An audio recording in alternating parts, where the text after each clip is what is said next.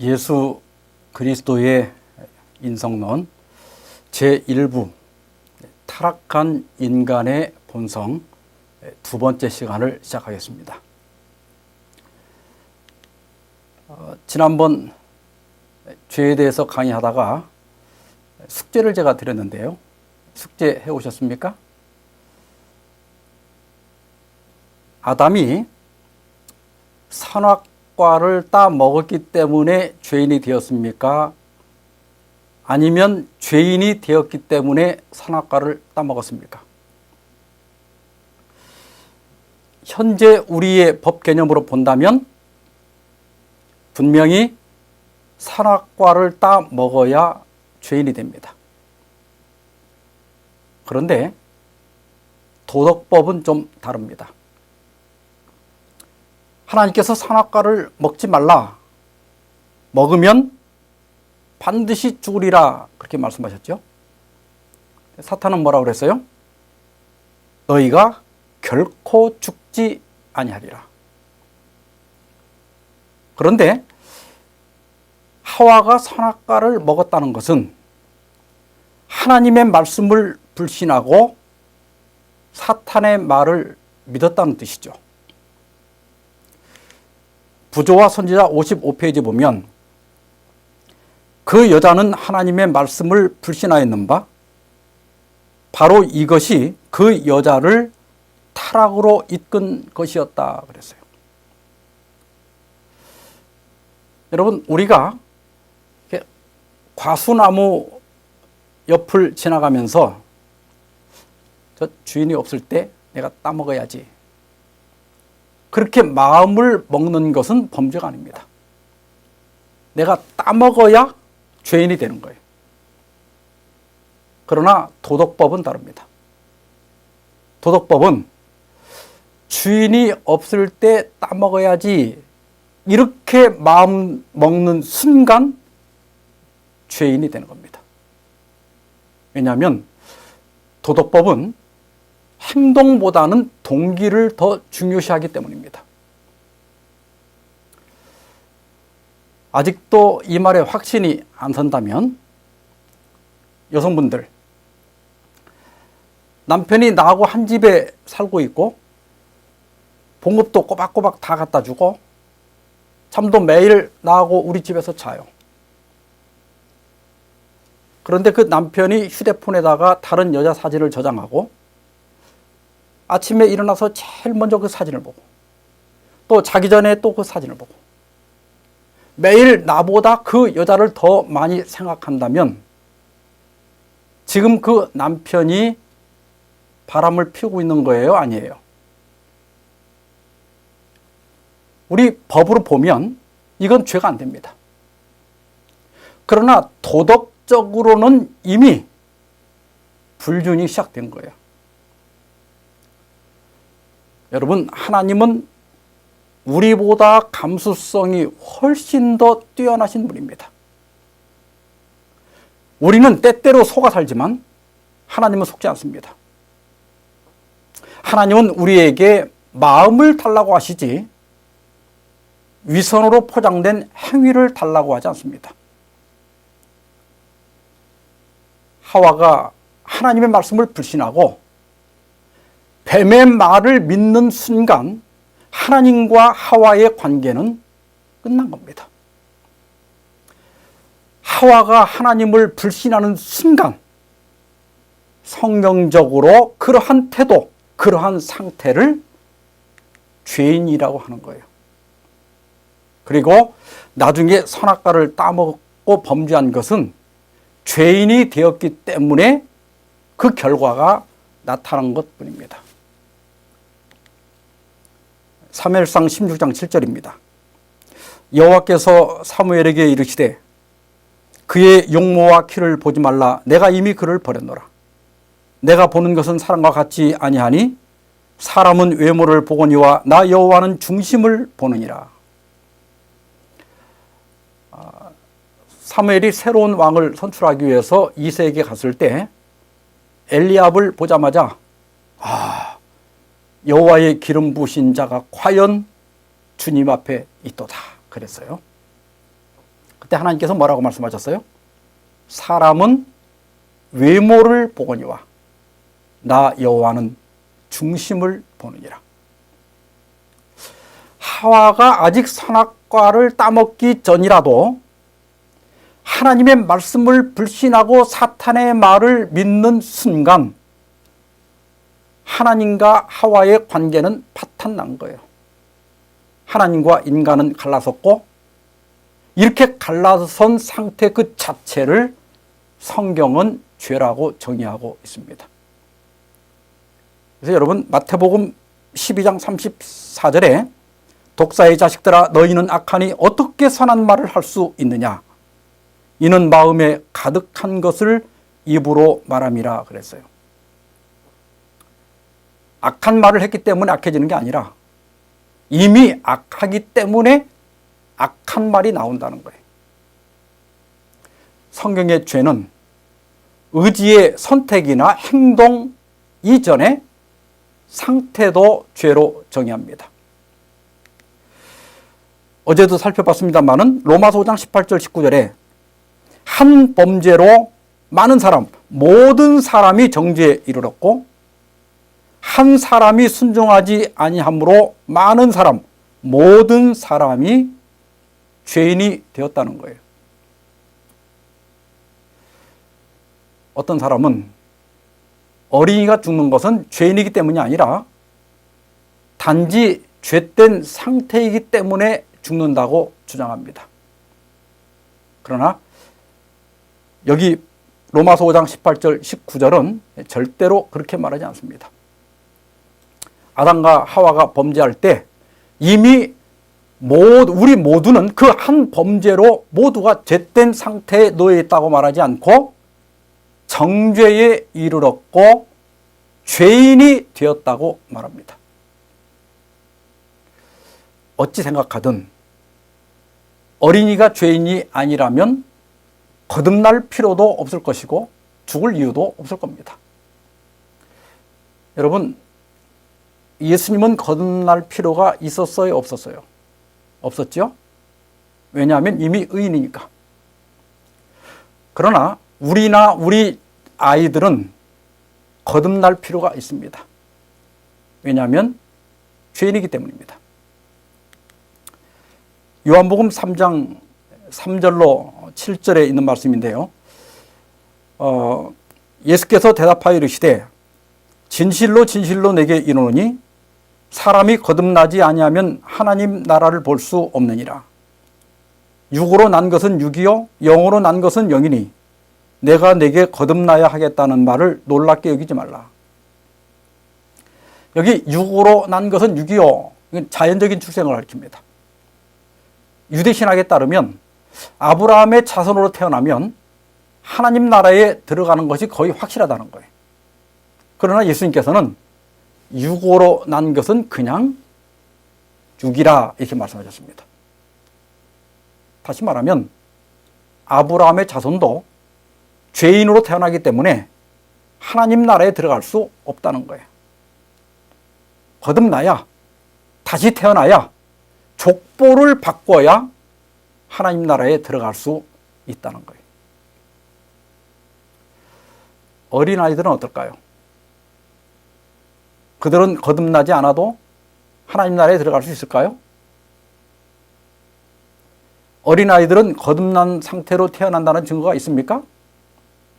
아브라함의 자손으로 태어나더라도 하나님 나라에 들어갈 수 없다면 이 세상 어떤 아이도 태어난 상태 그대로는 하나님 나라에 들어갈 수가 없습니다.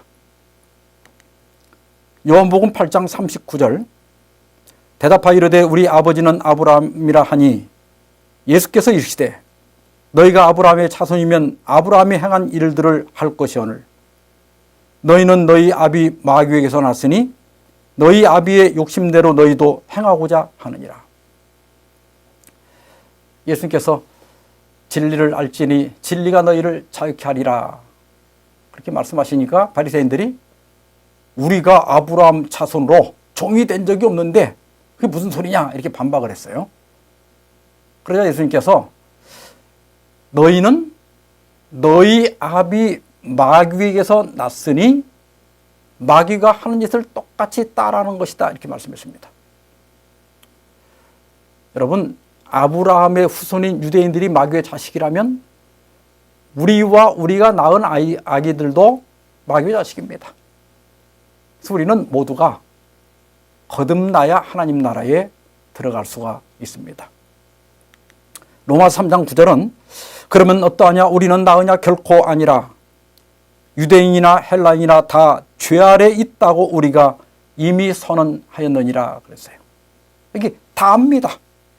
어린아이도 예외 없이 죄 아래 있다. 즉 죄의 권세 아래 있다. 혹은 죄의 주관 아래 있다. 여기 선언했다는 말은 고소되었다는 말이에요. 그러니까 우리는 태어날 때부터 정죄되고 죄인으로 고소된 상태에서 태어난다. 자, 이제 두 번째입니다.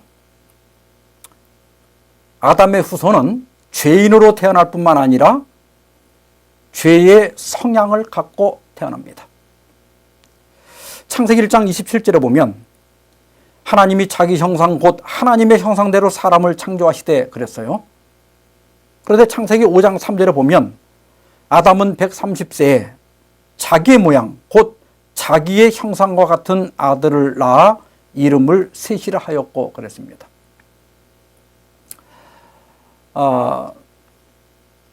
이 진술은 하나님의 형상대로 창조된 아담과 아담이 타락한 다음에 그 다음에 태어난 셋 사이의 차이점을 암시하고 있습니다.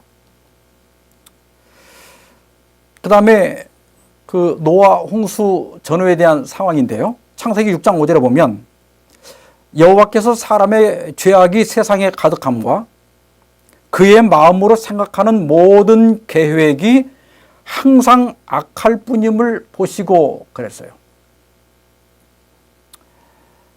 그런데 창세기 8장 21절에 가면 내가 다시는 사람으로 말미암아 땅을 저주하지 아니하리니 이는 사람의 마음이 계획하는 바가 어려서부터 악함이라. 여기 성경 주석에 보면 앞의 경우 그러니까 노아 홍수 전에는 계획하는 바는 행동으로 전환되는 고정된 생각의 형태를 가리키는 것이고 여기서는 노아 홍수 후에 어려서부터 악함이라 이 말은 사람의 물려받은 성향을 가리켰음이 틀림없다 그랬습니다. 이러한 기록들은 아담의 타락 후에 죄성을 가지고 태어나는 후손들에게 그 죄성의 영향이 점점 확대되는 모양을 보여줍니다. 홍수 전에는 마음으로 생각하는 모든 계획이 악했는데 홍수 후에는 아예 어려서부터 사실상 태어나면서부터 악함이라. 죄성이 더 현저하게 더 어려서부터 나타나는 것을 볼 수가 있습니다.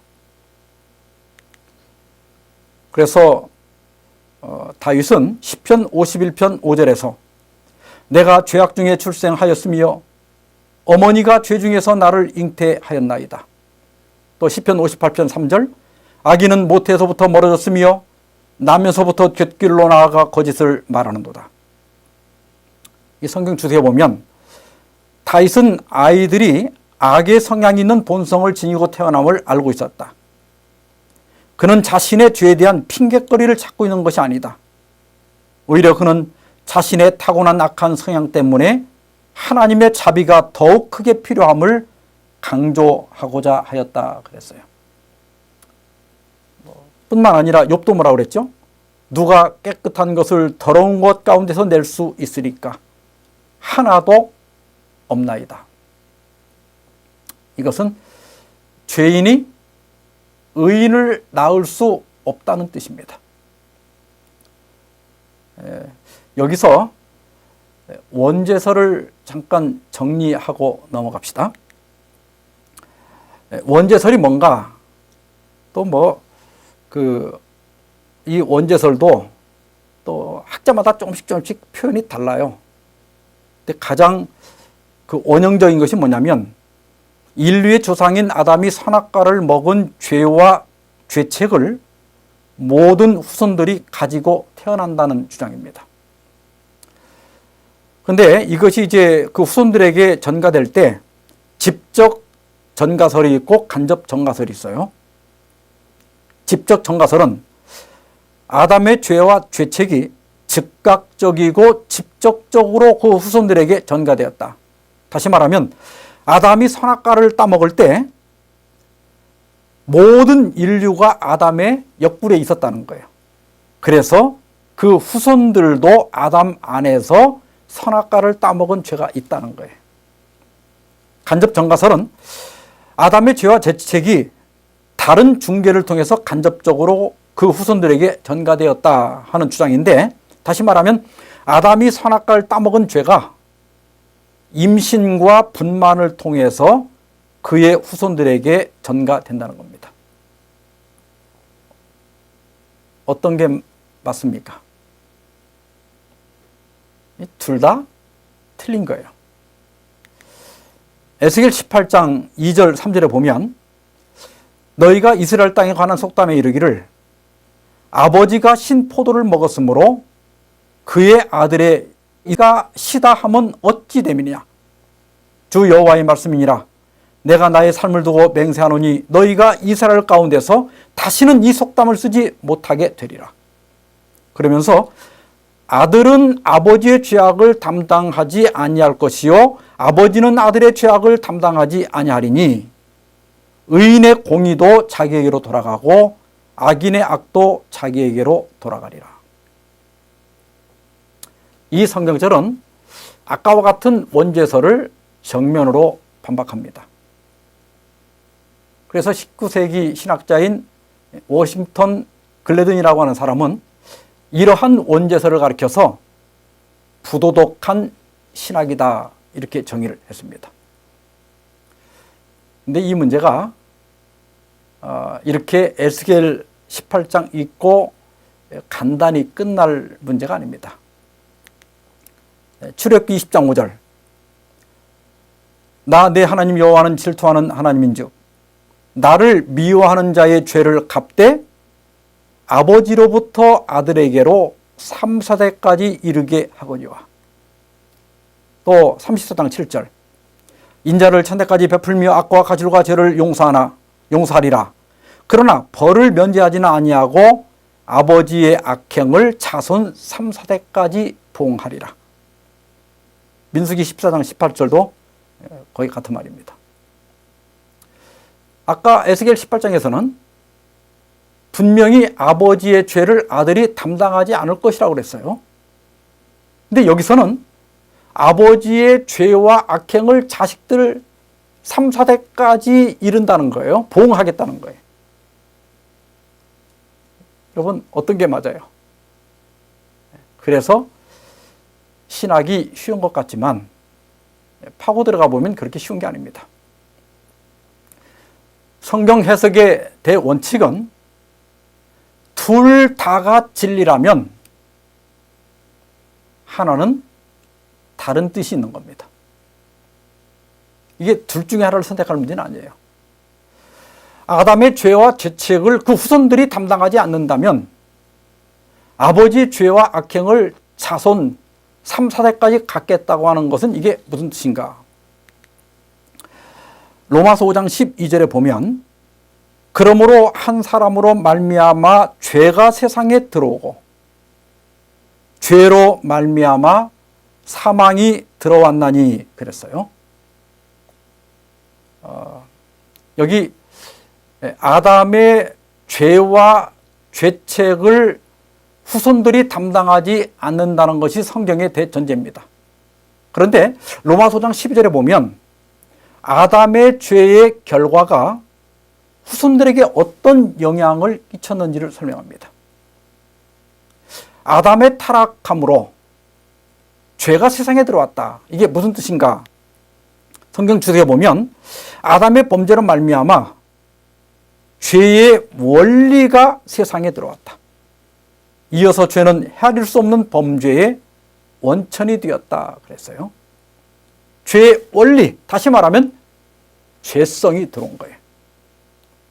쉽게 말하면 아담이 죄에 감염되자 그 후손들은 모태 감염된 상태로 태어난다고 하는 것입니다. 이것을 이와 같이 모든 사람이 죄를 지었으므로 사망이 모든 사람에게 이르렀느니라 그랬어요. 여기 모든 사람이 죄를 지었다 이 말을 잘못 생각하면 우리가 그 다음에 죄를 지어서 죽게 됐다 이 말처럼 보이지만 주석에 보면 바울이 여기서 주로 강조하는 것은 사람이 각각 죄를 지었고 그로 인해 모든 사람에게 사망이 이르게 되었다는 것이 아니다 그랬어요. 그런 해석은 문맥에 맞지 않는데 그 이유는 14절에서 바울이 모세까지는 사람들이 아담의 범죄와 같은 죄를 짓지 아니했다고 부언하기 때문이다. 그러니까 이 14절에 보면 그러나 아담으로부터 모세까지 아담의 범죄와 같은 죄를 짓지 아니한 자들까지도 사망이 왕노릇하였나니 그랬어요. 아담으로부터 모세까지 아담과 같은 범죄, 다시 말하면 선악과를 따먹은 죄가 없는 사람들도 다 죽었다는 거예요. 이것은 선악과를 직접 따먹은 죄가 없을지라도 아담의 후손들은 나면서부터 죄인이기 때문에 죽었다는 겁니다. 로마서 5장 12절로 다시 돌아가서 모든 사람이 죄를 지었다. 이 말은 아까 여기 주석에 아담과 하와는 후손들에게 죄로 향하는 성향과 그 형벌인 사망을 넘겨주었다. 이렇게 주석하고 있습니다. 이 상태, 죄로 향하는 성향을 갖고 있고 그 형벌로서 죽을 수밖에 없는 그 상태, 이 자체를 모든 사람이 죄를 지었다. 이렇게 설명하고 있는 거예요. 그러니까 죄는 행위가 아니라 상태를 포함하는 것입니다. 범죄한 아담의 후손인 모든 사람은 날 때부터 죄로 향하는 성향을 가지고 있고 죽을 수밖에 없는 운명을 가지고 태어납니다.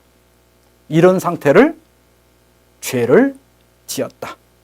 그래서 날 때부터 죄인이 되고 죄로 기우는 성향을 가졌기 때문에 인류는 하나님의 생명으로부터 떠나 있는 것이고 그 상태가 바로 하나님께 죄를 짓는 거예요.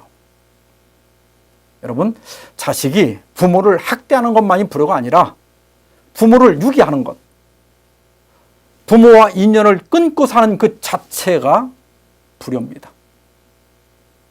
이런 상태를 성경적으로 원죄라고 합니다. 다시 한번 정리해 봅시다. 원죄는 무엇인가? 인류가 아담의 죄와 죄책을 물려받은 것이 아니고 죄로 향하는 성향과 그 형벌인 사망을 물려받은 상태, 이 상태가 원죄 상태입니다. 로마서 7장 21절부터 보면 그러므로 내가 한 법을 깨달았노니 곧 선을 행하기 원하는 나에게 악이 함께 있는 것이로다. 내 속사람으로는 하나님의 법을 즐거워하되 내 지체 속에서 한 다른 법이 내 마음의 법과 싸워 내 지체 속에 있는 죄의 법으로 나를 사로잡는 것을 본도다 그랬어요. 여기 내가 한 법을 깨달았다 할 때 이 법이 노모스예요. 이 노모스는 본래 율법을 가리키는 단어입니다. 근데 바울은 여기서 노모스를 속격으로 한정하여 비유적으로 사용합니다. 그러니까 내가 한 규칙적인 원리를 깨달았노니 이런 뜻이에요. 그 다음에 여기 우리 주석에도 보면 바울은 여기서 법이란 용어를 사용하여 18절 19절에 묘사된 바와 같이 그의 경험 속에서 문제를 일으키고 그에게 작용했던 악한 힘을 가리키고 있다. 우리 안에 악한 힘이 있는 거예요. 네. 여기 바울은 내 속 사람으로는 그랬는데 이건 우리 이 사고하는 지성을 가리킵니다. 그러니까 바울의 지성은 하나님의 법을 즐거워한다. 즉 하나님의 법을 시인한다. 그런 뜻이에요. 자신의 본성이 아니라 하나님의 법에 순종해야 한다는 것을 인정한다. 그런 뜻이에요. 그런데 다른 법이 내 마음의 법과 싸운다고 그랬어요. 여기 그 다른이라고 하는 말이 나오는데 헬라어에서 다른이라고 하는 단어는 두 가지가 있어요. 첫째는 알로스고 두 번째는 헤테로스입니다. 알로스는 같은 종류의 다른 걸 의미하고 헤테로스는 다른 종류의 다른 것을 의미합니다. 예를 들어서 이제 사과가 있을 때 그 사과 좀 줘봐. 하나를 집어갖고 주는데 아니 그 사과 말고 그 다른 사과, 알로스예요. 근데 헤테로스는 완전히 다른 거예요. 사과를 주는데 아니 사과 말고 그 옆에 있는 칼 좀 줘봐. 이렇게 완전히 다른 거예요. 그런데 이 헤테로스는 구별할 뿐만 아니라 흔히 대조합니다. 바울은 여기서 하나님의 법과 죄의 법을 대조합니다. 내 지성으로는 하나님의 법을 인정하는데 또 다른 죄의 악한 힘이 나를 죄의 법 아래로 사로잡아 간다는 거예요. 바울은 자신 안에 악한 힘이 작용하는 것을 깨달았습니다. 그것이 바로 죄로 향하는 성향입니다. 죄성은 그 본질 자체가 악합니다. 따라서 죄성을 가지면 그 자체로서 그 사람이 악한 사람이에요. 여러분, 제가 이것을 이렇게 놓으면 어떻게 되죠? 이게 떨어지죠? 왜 떨어집니까? 중력 때문에 떨어지죠. 근데 중력은 법칙이에요. 법칙이라고 하는 것은 저절로 되는 거예요. 그리고 법칙은 절대로 변하지 않습니다. 근데 지금은 이게 왜 안 떨어지죠? 제가 이렇게 붙잡고 있으니까 안 떨어지죠. 그러면 중력이라는 법칙하고 저하고 싸우면 누가 이길까요? 얼핏 보기에는 제가 이길 것처럼 보이지만 결국은 중력이 이기게 되어 있습니다. 저는 지치고 또 지겨워서라도 이걸 못 들고 있는데 중력은 절대로 변하지 않거든요. 그래서 우리의 의지를 가지고는 절대로 죄의 법을 이길 수가 없습니다. 그래서 이 작심삼일이 되고 마는 거예요. 사도 바울은 자기 안에 이런 죄의 법칙이 있다고 하는 것을 깨달은 거예요. 존 포크너는 원죄는 우리의 부모들이 자발적인 범죄로 말미암아 자연적인 법칙에 의해 후손들에게 전달한 그릇된 경향을 우리가 받았다는 것을 뜻한다 그랬어요. 원죄는 죄로 향하는 그릇된 경향을 물려받은 것이 원죄다. 교육 29페이지에도 사람의 본성에는 악을 행하려는 성향, 곧 인간이 자신의 힘으로는 저항할 수 없는 힘이 내재되어 있다. 이게 바로 우리가 가지고 있는 원죄입니다. 부조와 선지자 306페이지입니다. 자녀들이 부모의 비행의 결과로 고통을 당하게 되는 것은 불가피한 일이나 그들이 부모의 죄에 동참하지 않는 한 부모의 죄 때문에 그들이 벌을 받지는 않는다. 그러나 대체로 자녀들은 부모의 발자취를 따른다. 유전과 부모들의 모본으로 말미암아 아들들은 아버지가 저지른 죄를 짓는다. 나쁜 버릇과 그릇된 식욕과 저열한 품행은 육체적 질병과 퇴화 현상을 지니고 아버지에게서 아들에게로 3, 4대까지 전승물로 내려간다. 여기에 죄와 죄책의 전가서를 부인하고 부모의 죄가 어떻게 후손 3, 4대까지 전달되는지를 잘 설명하고 있습니다. 바로 부모들의 유전과 모본입니다. 이것을 가리켜서 죄의 유전성 혹은 모방성이라고 합니다. 범죄가 유전되는 게 아니라, 선악과 따먹은 죄가 유전되는 게 아니라 부패한 본성이 유전되는 겁니다. 그러다가 거기다가 이제 그 부모의 모본들을 보고 배우게 되죠. 이건 생활 습관이나 심지어 입맛까지도 보고 배우게 됩니다. 그래서 우리 인간은 죄를 짓고 살 수밖에 없는 존재입니다. 절대로 죄를 행위로만 보면 안 됩니다. 조지나이 박사는 바리새인들은 좋은 사람들이다, 이런 그 제목에서 이렇게 얘기합니다. 대부분의 그리스도인들은 바리새인에 대한 그들의 인상을 바꿀 필요가 있다. 그들은 그저 좋은 사람들이란 차원을 넘어 사람들 가운데서 제일 좋은 사람들이었다. 바리새인에 관하여 인정해 줘야 할 한 가지는 그들이 하나님을 섬기고 그분의 율법을 지키는데 완전히 헌신한 삶을 살았다는 점이다. 예수님은 그들의 이러한 삶을 칭찬하셨다. 바울은 자신의 바리새인 생활을 회고하면서 자신이 율법의 의로는 흠이 없는 자라고 말할 수 있었다. 우리가 바리새인들을 나쁘게 이야기하지만 겉으로 드러난 행위만 가지고 따지면 그들은 우리보다 훨씬 좋은 사람이었습니다. 그런데 예수님께서는 마태복음 23장 25절로 26절에서 화 있을진저 외식하는 서기관들과 바리새인들이여, 잔과 대접의 겉은 깨끗이 하되 그 안에는 탐욕과 방탕으로 가득하게 한도다. 눈먼 바리새인이여, 너는 먼저 안을 깨끗이 하라. 그리하면 겉도 깨끗하리라. 만약 죄가 행위만을 가리킨다면 예수께서 서기관들과 바리새인들을 책망하는 대신 칭찬했을 겁니다. 왜냐하면 그들의 잔과 대접, 그들의 겉으로 드러난 행위는 정말 깨끗했습니다.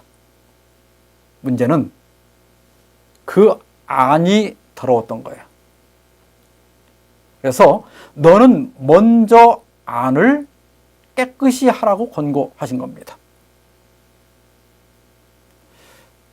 부부가 심각한 갈등으로 별거하고 있다고 할 때 별거 상태를 회복하려면 둘이 먼저 화해하는 것이 우선입니다.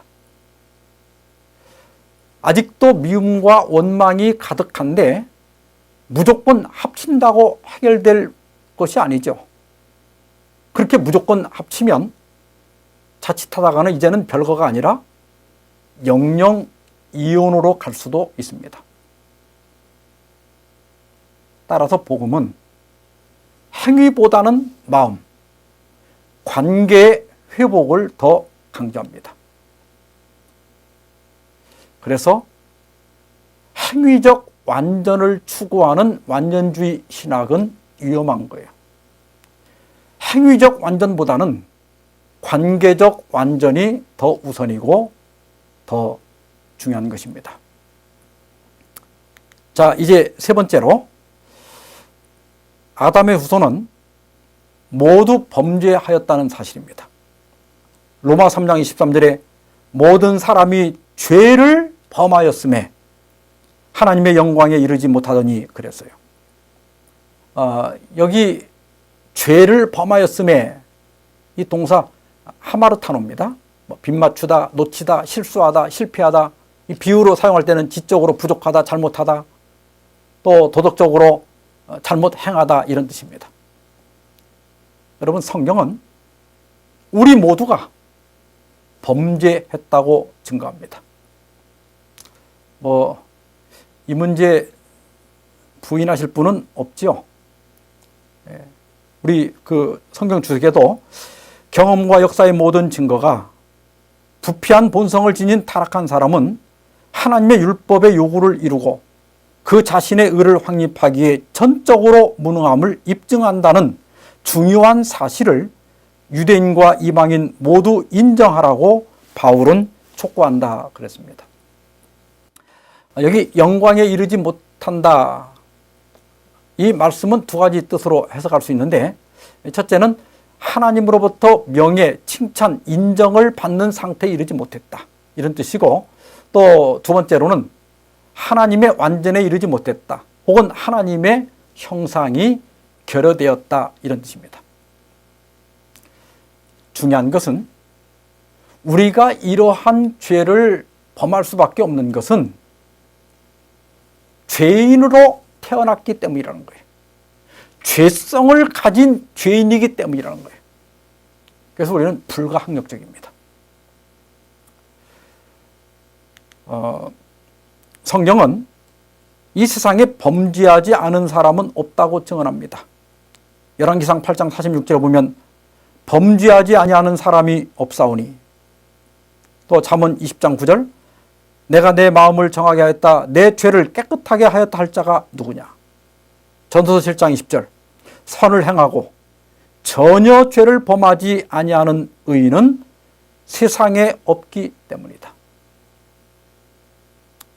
여기 어디에도 갓난 아기는 제외하고 라든가 마지막 세대는 제외하고 라든가 이런 말이 없습니다. 성경은 단호하게 범죄하지 않는 사람은 없다고 선언합니다. 오히려 요한일서 1장 8절에 보면 만일 우리가 죄가 없다고 말하면 스스로 속이고 또 진리가 우리 속에 있지 아니할 것이요 그래서요. 성경 주석에는 그들은 과거에 죄를 지었음을 부인하지는 않았으나 지금은 문자적으로 우리는 죄를 갖고 있지 않다고 말하였다. 이런 점에서 그들은 그들의 죄됨과 깨끗함의 필요를 인정하는 진정으로 의로운 자들과 대조를 이룬다. 그리스도만이 홀로 죄가 없음을 주장할 수 있었다 그랬습니다. 죄가 없다는 주장은 스스로를 속이는 것입니다. 또 요한일서 1장 10절에 만일 우리가 범죄하지 아니하였다면 하나님을 거짓말하는 이로 만드는 것이니 또한 그의 말씀이 우리 속에 있지 아니하니라. 내가 범죄하지 않았다, 이러한 주장은 하나님을 뭘로 만든다고요? 거짓말쟁이로 만든다고. 왜냐하면 로마서 3장 23절에 모든 사람이 죄를 범하였음에 라고 말씀하셨기 때문입니다. 그런데 과거에는 범죄할 수밖에 없었지만 복음이 들어온 지금은 전혀 죄를 짓지 않는 사람이 어딘가는 있을까요?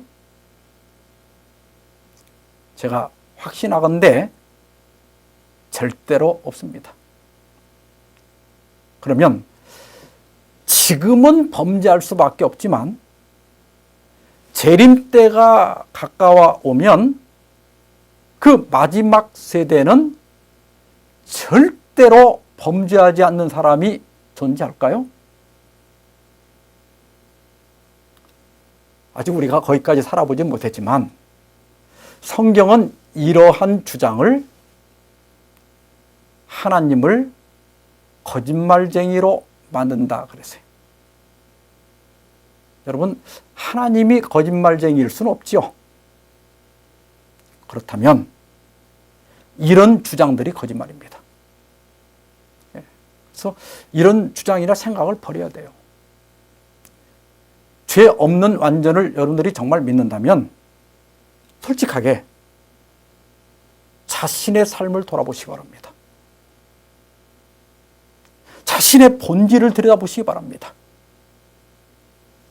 정말 나중이라도 죄를 전혀 안 짓고 살 자신이 있습니까? 물론 우리가 다 흠이 많은 사람들이긴 합니다만은 제가 이 죄 없는 완전을 주장하는 분들을 이렇게 만나서 이야기를 해보면 다 그런 건 아닌데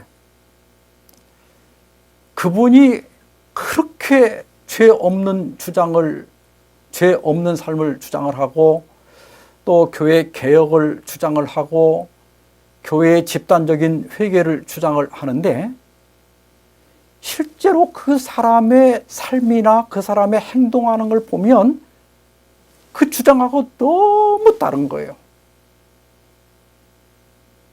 이게 바로 완전주의의 역작용입니다.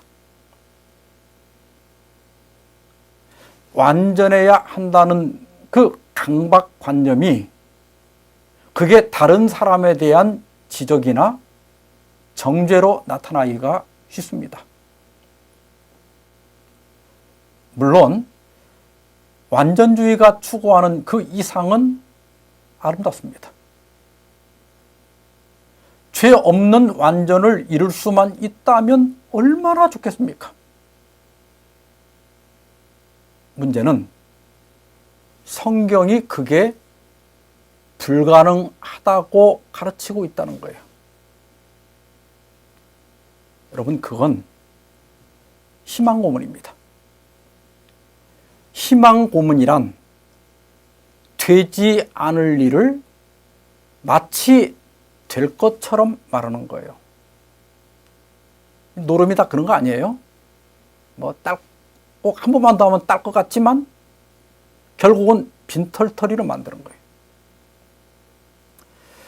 죄 없는 완전이라고 하는 개념은 추구하는 그 이상은 높고 아름답지만 오히려 그런 경지에 도달했다는 착각으로 스스로를 속이거나 아니면 완전주의의 강박관념 속에서 쉬지 않고 분투하게 만들 소지가 충분히 있습니다. 그러면 자신도 피곤하고 그 옆에 있는 사람도 피곤하고 교회도 늘 갈등과 분열에 빠지기가 쉽습니다. 다시 한번 정리하면 아담은 후손들에게 죄나 죄책이 아니라 죄로 기우는 성향과 그 형벌인 사망을 넘겨주었습니다. 그래서 우리는 죄성을 가진 죄인이고 그래서 범죄할 수밖에 없고 죽을 수밖에 없게 된 것입니다. 이것이 우리 인간이 가진 절망입니다. 그 다음에 네 번째로 아담의 후손은 연약성을 갖고 있습니다. 예수님의 제자들은 그 예수님이 십자가를 앞에 놓고 피땀을 흘리면서 기도하고 있을 때 잤어요. 왜 잤습니까? 졸음을 못 참아서 잔 거예요. 예수님은 자고 있는 그들을 책망하는 대신에 동정하셨습니다. 마음에는 원이로되 육신이 약하도다. 또 제자들이 안식일에 밀밭 사이를 지나가다가 밀 이삭을 잘라 먹었어요. 당시 유대 율법에 따르면 그건 안식일에 하면 안 되는 일이었어요. 그런데 제자들이 왜 그렇게 했죠? 여기 보면 제자들이 시장하여 이삭을 잘라 먹었다 그랬어요. 배고파서 그렇게 했단 말이에요. 우리 모두 이런 연약성을 갖고 있습니다. 그래서 사도 바울은 로마서 6장 19절에서 너희 육신이 연약함으로 그렇게 얘기했어요. 여기 육신은 신체적, 정신적, 영적 연약함을 갖고 있는 인간의 본성을 나타내는 말입니다. 이러한 연약성을 무구한 연약성이라고 불러요. 없을 무자에 때묻자. 그러니까 이 무구하다 이 말은 때묻지 않았다. 혹은 죄가 없다 그런 뜻이에요. 그러니까 이 연약성 그 자체는 배고픈 것, 목마른 것, 졸음, 고통, 연약함, 슬픔, 유전적인 약점, 죽음 같은 특성들이다. 이것들 자체는 죄가 아니나 이것들 때문에 죄 유혹을 받는다. 이런 연약성은 대개 생존의 필수적인 욕구들입니다. 수면욕이나 식욕이나 배설욕 이런 것들은 충족되지 못하면 생명에 지장이 와요. 또 사람이라고 하는 건 힘든 일을 당하면 고통을 느끼고 슬픔을 느낍니다. 이런 것들은 믿음의 부족도 아니고 죄가 아니에요. 우리가 다 연약해서 그러는 거예요.